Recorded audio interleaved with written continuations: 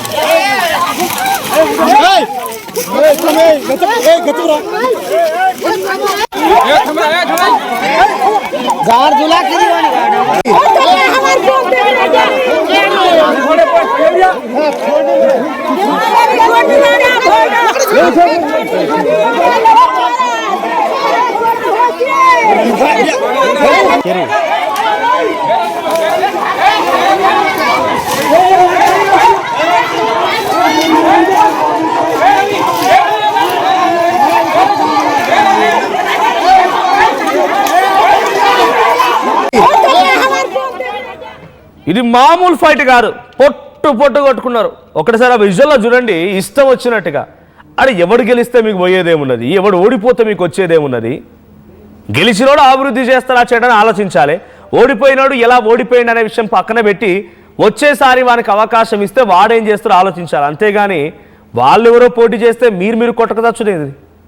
ఇది మరి దరిద్రం కదా. మీకేమైనా వస్తుందా? పోనీ ఆ గెలిచిన అభ్యర్థికి నిధులు వస్తే అభివృద్ధి చేయడం కోసం ఎలా క్వశ్చన్ చేయాలో నేర్చుకోండి. ఓడిపోయిన అభ్యర్థి నెక్స్ట్ సారి అవకాశం ఇస్తే బాగుంటుందా లేదా, ఓడిపోయిన గురించి పక్కన పెట్టండి బెటర్. ఇంకా గెలిచిన అభ్యర్థిని ఎలా అభివృద్ధి పరంలోకి తీసుకెళ్ళాలి, మీ గ్రామంలో అభివృద్ధి చేసుకోవాలి, లేకపోతే ఎటువంటి క్వశ్చన్స్ వేయాలనేది నిర్ణయించి పెట్టుకోండి. గెలిచిన వాళ్ళు సర్పంచ్ అయితే, ఓడిపోయిన వాళ్ళు ఊర్లో పెద్ద మనిషి అయితే. అంతకని మీకు మాత్రం ఒరిగేదేం లేదు. మళ్ళీ వచ్చి రేపు మళ్ళీ సాయంత్రానికల్లా చలి మంటలు కాచుకోవాల్సిందే. చలి పెడుతుందని అంటే చచ్చిపోకుండా ఆ చల్లో మళ్ళీ వచ్చి మంట పెట్టుకుని మంట కాచుకోవాల్సిందే. ఇదేం దరిద్ర కాలం, పోయే కాలం. ఇప్పుడు ఆ తల్ల పగల కొడితే ఒకడు పోయి హాస్పిటల్లో పడుకున్నాడు. ఆ తల్ల పగల కొట్టినంత మాత్రాన ఆ గెలిచిన సర్పంచ్ ఓడిపోయిన సర్పంచ్ వచ్చి వాళ్ళ తల తీసి మీకు ఇస్తారా? పోనీ ఆ డబ్బులు ఖర్చు పెట్టుకుంటారు ఆసుపత్రికి. అరే ఊరంతా ఏకమైపోయాడు, చలిమంటలు కాచుకుంటున్నారు, చలి ఎక్కువగా ఉందని చెప్పి కూర్చోడానికి. ఇంకా విడ్డూరం ఏంటంటే చలిమంటలు కాచుకోవడం కాదు, ఎవడే వైపు నుంచి వస్తాడో ఏం డబ్బులు ఇస్తారని చెప్పి రాత్రి వరకు ఉండాలి అని చెప్పి మెలకువగా ఉండడం కోసమే బహుశా ఏర్పాట్లన్నీ కూడా గ్రామాల్లో ప్రజలు నడుస్తోంది. ఏ రాత్రి ఎవడొచ్చి ఏ తలుపు కొట్టి ఎట్లా డబ్బులు ఇస్తాడో, పొరపాటునే పడుకుంటే నాకు డబ్బులు వచ్చేటి ఆగిపోతాయేమో, నాకు రావాల్సినటువంటి ఆ మద్యం సీసా ఆగిపోద్దేమో. అందుకే రాత్రి ఇంతా మెలకువతో ఉండడానికి చలిమంటలు పెట్టుకొని ఆడ చలి కాగుతున్నారు అంతే. సరే పోనీ మీ అవసరాల కోసమో లేకపోతే ఆ డబ్బుల కోసమో ఇంకేదో ఏదైనా ఉండొచ్చు. కానీ ఒకరిపై ఒకరు దాడి చేసుకోవడం అంటే ఆ మంటలతో నిప్పుతో ఉన్నటువంటి ఆ మంటల కర్రలు తీసుకొని ఒకటి తల్లవులు పడబట్టుకున్నాడు. నాకు అర్థం కాదు అక్కడ. ఇదేం దరిద్రము? పోనీ వచ్చిందేం దాంతో? మీరు సర్పంచ్లుగా పోటీ చేసి అది కూడా కాదు కదా. మళ్ళీ పోనీ మీరు డైరెక్ట్గా ఏమైనా బరిలో ఉండి మీరు చేసిన అది కాదు. ఎవరి కోసమో మనం కొట్లాడాలి కింద. ఆ విజువల్లో చూడండి, వారంతా కూడా వృద్ధులే, పెద్దగా వయసున్న యంగ్ పర్సన్స్ ఎవరు లేరు. కర్రలు పట్టుకొని దూషించుకొని ఒకరిపై ఒకరు దాడులు చేసుకోవడాలు. పాపం ఒక ఆయన ఆ తోపులాట్లో ఓ చెత్త కంప ముళ్ళ కంపై పడిపోతే ఇంకా అక్కడే తోస్తున్నారు, ఇంకా తోసి కాళ్ళతో తంతున్నారు ఆయన ఇంకా అక్కడే. ప్రాణాలు పోతే ఎవరు అడగాలి? రేపటి రోజున అదే చెప్తున్నా, సర్పంచులు గెలిచిన వారు కొంత అహంకారం పక్కన పెట్టి గెలిచినామనే అహంభావంతో కాకుండా ప్రజల చేత మనం గెలిచాం కాబట్టి ఏం చేయాలో ఆలోచించండి. ఓడిపోయిన వాళ్ళు వచ్చేసారి ఇలా మనం మళ్ళీ అధికారంలోకి రావాలి, మనం ఎలా ప్రజలు మనలో పొందాలని ఆలోచించండి. ఇక మీరు సపోర్ట్ చేసిన వాళ్ళు సపోర్టర్స్ అనే మాటను పక్కన పెట్టి మీ పని మీరు చేసుకోండి. పొద్దున్న లేస్తే గ్రామీణ ప్రాంతాలు వ్యవసాయానికి వెళ్ళేవారు పొద్దున్న లేస్తే పొలం పనికో చేను పనికి వెళ్ళండి, చాలా చక్కగా ఉంటుంది. లేదని అనుకుంటే ఈరోజు ఆ సంఘటనలో ఆ వ్యక్తి తల పగిలి ఆసుపత్రిలో ఉన్నాడు, అంతా ఓకే. ఇంకేదైనా ప్రాణాపాయ పరిస్థితిలోకి వెళ్ళిపోయి చనిపోయి ఉంటే ఆ కొట్టిన వాళ్ళు ఎవరైతే ఉన్నారో ఈ గుంపులో వాళ్ళందరినీ కూడా 4 గోడల మధ్యలో బంధించి ఊసలు లెక్క పెట్టించే పరిస్థితి వస్తుంది. ఇక పోలీసులు కొడితే బయటికి చెప్పుకోవడానికి కూడా అవకాశం ఉండదు కదా. ఏం పోయే కాలం ఇది? చలిమంటలు కాచుకోవడానికి వచ్చి ఆ చలిమంటల్లో నుంచే మరింతగా వేడి పుట్టించే విధంగా మా అభ్యర్థి మీ అభ్యర్థి ఈ మాటలతో లొల్లి పెట్టుకొని ఆఖరికి వస్తే పెద్ద ఎత్తున ఒక ఫైట్ జరిగి పొట్టు ఉరికించి కొట్టుకున్నారు. అక్కడ ఆ విజువల్స్ మీరు చూస్తున్నారు కదా. మహిళలు కూడా ఉన్నారు, వాళ్ళు ఎంత ఆపినా ఆగడం లేదు. వాళ్ళు కూడా కర్రలతో ఒకరిపై ఒకరు దాడి చేసుకొని, కర్రలకు నిప్పులు ఇంకా ఉన్నాయి, ఆ నిప్పులు అగ్నికిరణలు ఇంకా ఉన్నాయి, వాటితో కొట్టుకుని నొగలతల్లో ఒకరు పగలగొట్టుకుంటు సిచ్యువేషన్ ఉంది అక్కడ. ఒకసారి అక్కడ ఈ సంఘటనలోనే ఒక వ్యక్తి తల పగిలిపోయింది. ఆర్టీవీతో ఆయన ఆసుపత్రి బెడ్ పై నుంచే మాట్లాడుతున్నాడు. ఆయన ఏం మాట్లాడుతున్నాడో చూద్దాం. మా చెంగపట్ట మనం వెళ్ళాము, గ్రామం వెళ్ళారు. వాళ్ళు మా చెరుకు ముట్టండి మాది.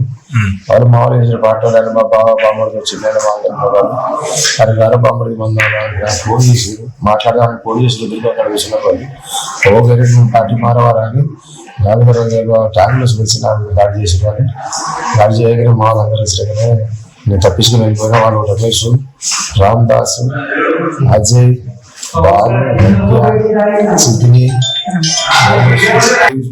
కాంగ్రెస్ పార్టీ రమ్మని నాకు ఫోన్ చేసాడు. నేను రానని మా చెప్తాను కలిసి ఇది రమ్మని నాకు ఇబ్బంది పెట్టి కావాలి, నేను రానని నేను తప్పించుకుంటా అంటే నాకు ఇట్లా పిలిచిన సరే నువ్వు రాకుండా కానీ రేపు ఎలక్షన్ కదా పిలుతావా, వీళ్ళందరూ కలిసి తాగా తిన్నావు రాని పిలిపితే నేను నమ్మి నేను అనుకోతే అవ్వాలి యాడ్ చేసి కాల్ చేసి సార్ వాళ్ళు ఒక 10-15 మంది ఉన్నారు. వాళ్ళు రేపు దుర్గా చుట్టూ ఇప్పుడు వాళ్ళు అందరూ కూర్చున్నారు, నేను చూడలే వాళ్ళకి అందరూ మంది ఉన్నారు అసలు మనోళ్ళని అనుకోకుండా వేరే సంఘం అనుకోకుండా పోతే అట్లా దాడి జరిగింది. పోలీసులు వచ్చారు, పోలీసులు వస్తే ఇక నన్ను 100 మంది అంత టండ మొత్తం జాగ్రత్తగా అంటే ఇక నేను బయటికి రాకుండా ఉన్నా. ఇదే పోలీసులు వచ్చారు, పోలీసులు వచ్చి ఇంటికి ఇట్లా నుండి నాకు బయటకు తీసుకొచ్చి హాస్పిటల్ జైలు తీసుకొచ్చారు. నాకు ఒక 5 దాకా సార్, 5-6 దెబ్బలు తాకింది. మొత్తం గాలి పడ్డే వాళ్ళకు కుట్లు పడ్డే వాళ్ళు పొట్లు వేసి వాళ్ళందరూ కలిసి సరే అన్న తమ్ములే కదా అందరం, ఇక ఇట్లా బావ అవుతాడు అట్లా తమ్ముడు అవుతాడు అట్లా బాబాయ్ అవుతాడని మనలే కదా అని అడుగుతుంది. నేను ఆగిన అంతే.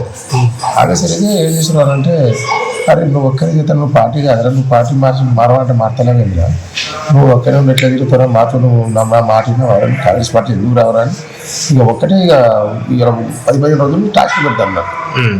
ఆయన నేను పోతలేదు, నా ఇష్టం లేదు, నేను రాను, నా పార్టీ నాకే ఉంటుంది, ఓడిపోయినా గెలిచిన నా పార్టీ ఉంటుంది, నీ పార్టీలో నువ్వు రమ్మంటే నువ్వు భయపెడితే నేను రాలేను అని నేను చెప్పాను. నేను చెప్పేసరికి నువ్వు ఎట్లా రావాలని ఇక అంతలో ఇక టన్నులు వచ్చారు, 4 టన్నులు వచ్చారు, 1 టన్నులు వచ్చారు. ఏంటంటే ఇల్లు చేస్తారు. చూడండి ఆఖరికి వస్తే ఏమైంది, ఆసుపత్రి బెడ్ పై ఎండిపోయి మాట్లాడరాక ఏడుస్తూ ఇప్పుడు కన్నీళ్ళు పెడితే ఏమొస్తుంది. అక్కడ చలిమంటే కాచుకునే టైంలో ఆయన చెప్తున్న మాటలు ఏంటంటే అక్కడ వెళ్ళాడంట, చలిమంట కాచుకుంటున్నారు. సో మా పార్టీలోకి రమ్మని ఎవరు అడిగారంట. మరి ఆ పార్టీ ఈ పార్టీ వీలు కొన్నది కాదు, ఆ పార్టీ వాళ్ళు కొన్నది కాదు. ఈరోజు కింది స్థాయి కార్యకర్తలు వాళ్ళు పైన వాళ్ళంతా చక్కగానే ఉంటే పెద్ద ఇబ్బంది ఏం లేదు. పొత్తులు పెట్టుకున్నారు, అందరూ తెలిసిందే. క్షేత్రస్థాయిలో బీఆర్ఎస్ బీజేపీ కాంగ్రెస్ బీఆర్ఎస్ పొత్తులు పెట్టుకొని సర్పంచ్ అభ్యర్థులు గెలుస్తూ ఉన్నారు, ఏకగ్రీవంగా ఎన్నుకోబడుతున్నారు. సో ఇక్కడ మీ పార్టీ మా పార్టీ అనేది క్షేత్రస్థాయిలో మీరు కొట్టుకోవడం తప్ప పై స్థాయిలో అందరూ ఒకేటే రకంగా ఉంటారు. రేవంత్ రెడ్డి వెళ్ళి మోదీని కలవాల్సిందే, మోదీ రేవంత్ రెడ్డికి ఆదేశాలు ఇవ్వాల్సిందే, రేవంత్ రెడ్డి మోదీని అడగాల్సిందే అని జరుగుతూనే ఉంటాయి. ప్రతిపక్షంగా ఉన్నటువంటి పార్టీ కూడా ఏదో ఒక రక సందర్భంలో అధికార పార్టీని కలవాల్సిందే. వాళ్ళంతా ఓకే, కానీ కింది స్థాయిలో వారికే మీ పార్టీ మా పార్టీ అంటే వీళ్ళే కొన్నట్టుగా, వీళ్ళేదో ఆ పార్టీని స్థాపించినట్టుగా ఆయన రమ్మని అడిగారంటే నేను రాలేదన్నందుకే ఈ గొడవ జరిగిందంట. దయచేసి క్షేత్రస్థాయిలో గ్రామ పంచాయతీలో పరిస్థితి ఈ రకంగా ఉంది. మీరు ఎవరైతే ఆర్టీవీని చూస్తున్నారో వి రిక్వెస్ట్ ఎవ్రీవన్, దయచేసి ఇటువంటి దాడులకు పాల్పడకండి. ఒరిగేది ఏం లేదు. రేపు సాయంత్రం 5 గంటలకల్లా ఏదో ఒక రకమైనటువంటి రిజల్ట్ వస్తుంది. మళ్ళీ ఎవరు గెలుస్తారు ఎవరు ఓడిపోతారు అనేది రేపటితో చివరి విడత. ఇక దాంతో క్లోజ్. మీ దగ్గరికి మళ్ళీ వచ్చేవాడు ఉండడు, మిమ్మల్ని అడిగేవారు ఉండరు, మీ గురించి పెద్దగా పట్టించుకునేవాడే ఉండడు. మీకు సంబంధించినటువంటి అభ్యర్థి గెలిస్తే అభివృద్ధి ఎలా జరగాలంటే రకంగా ఆలోచించండి. కానీ మీ అభ్యర్థి, మా పార్టీ, మీ పార్టీ ఇవన్నీ పంచాయతీలు పెట్టుకొని ఏమిట్లకి ఏం కాకమునిపే ఈ రకమైన గొడవలతోని తలలు బగలగొట్టుకోవడాలు, ప్రాణాలు తీయడం కోసం ప్రయత్నం చేయడాలు, ఆయుధాలతో కర్రలతో దాడి చేసుకొని దెబ్బలు పడడాలు ఇవన్నీ ఇబ్బందికర విషయాలు. సో అటువంటి దుశ్చర్యలకు ఎవరు కూడా పాల్పడకూడదు. సో ఈ సంఘటన వరంగల్ జిల్లా చెరువు కొమ్ము తండాలో జరిగింది. ఒక తండ మహా అయితే నాకు తెలిసి ఒక 500 నుంచి 1000 ఓట్లు ఉంటాయేమో. ఆ తండాలో ఇంత పంచాయతీలు, ఇంత తగాదాల. So this content had some disturbing visuals, viewer descriptions advised. ఈ కాంటెంట్లో మిమ్మల్ని కొంత కలవరపాటు గురి చేసే అంశాలున్నాయి, తగు జాగ్రత్తలు తీసుకోమని ఆర్టీవీ హెచ్చరిస్తోంది. ఎస్, మా ప్రతినిధి వరంగల్ జిల్లాకు సంబంధించినటువంటి ఈ అంశం పైన వెంకటరత్నం ఫోన్ లైన్లో ఉన్నారు. వెంకటరత్నం, ఈ సంఘటనకు సంబంధించి అప్డేట్స్ ఏంటి? చెరువు కొమ్ము తండాలో అంటే ఆల్రెడీ ఎన్నికలు జరిగిపోయాయా, రేపు జరగాల్సి ఉందా? అక్కడ వివాదానికి గల కారణం ఏంటి, ఏం చెప్తున్నారు? మనోజ్, ఇప్పటి వరకు ఇక్కడ ఉమ్మడి వరంగల్ జిల్లాలో కూడా కొంత చిన్న చిన్న సంఘటనలు జరుగుతున్నాయి, కానీ ఇప్పుడున్నటువంటి సంఘటన మాత్రం హద్దులు మీరినట్టుగా తెలుసుకోవచ్చు. ఇక్కడ నర్సంపేట నియోజకవర్గం చెన్నారావుపేట మండలం చెరువు కొమ్ము తండాలో కూడా అధికార పార్టీ కాంగ్రెస్ అలాగే బీఆర్ఎస్ పార్టీకి సంబంధించినటువంటి వాళ్ళ మధ్య అక్కడ చలిమంట కాచుకుంటున్నటువంటి సమయంలో అటుగా వెళ్తున్నటువంటి బీఆర్ఎస్ కార్యకర్తలు మాట జారడమా లేకపోతే ఇక్కడ ఉన్నటువంటి వాళ్ళు రెచ్చగొట్టడమా అన్నది విషయం పూర్తిగా క్లారిటీకి రాలేదు. కానీ ఒకరి నుంచి మించి ఒకరు, ఇది 3వ విడత ఎన్నికల సందడి జరిగినటువంటి నిన్నటితోటి 3వ విడత ఎన్నికల ప్రచారం ముగిసింది. ఆ ప్రచారం ముగిసిన తర్వాత ఎవరి ప్రణాళికలు వాళ్ళు ఉన్నారు, రాత్రికి రాత్రి కూడా ఓట్లు మ్యానిపులేట్ చేసేటువంటి అవకాశం ఉంటుంది. ఎవరికి నచ్చినటువంటి వాళ్ళను తమకు ఓటు వేయడానికి కూడా ఎవరి ప్రయత్నాలు వాళ్ళు చేస్తున్నటువంటి క్రమంలో చలిమంట కాచుకుంటున్నటువంటి సమయంలో కూడా కాంగ్రెస్ కార్యకర్తలు చలిమంట కాచుకుంటున్నారు. మిగిలినటువంటి వాళ్ళు బీఆర్ఎస్ వాళ్ళు ఎవరి ప్రచారంలో కూడా రాత్రిపూట కూడా ఇక్కడ క్యాంపెయినింగ్ జరుగుతున్నటువంటి సందర్భం. అయితే ఈ సందర్భంలో ఇక్కడ వెళ్తున్నటువంటి వాళ్ళ మధ్య ఒకరికొకరికి మాట పెరగడంతో అసలు అధికారంలో మీరుంటారా మేముంటారా, రేపు తెల్లారితే చూద్దాము ఏం జరుగుతుందో, మీ ప్రతాపం మా ప్రతాపం చూద్దాము, రేపటి నుండి ఉంటుంది అసలు కథ అనేది ఒకరినొకరు రెచ్చగొట్టడంతో అసలు ఇంత దారుణమైనటువంటి పరిస్థితి దారితీసింది. అక్కడ ఉన్నటువంటి కోపదుక్తులైనటువంటి కొంతమంది మాట పెరగడంతో ఆ చలిమంట కాచుకుంటున్నటువంటి కర్రలతో విచక్షణ రహితంగా దాడి చేసుకుని విపరీతమైనటువంటి గాయాల పాలైనటువంటి పరిస్థితి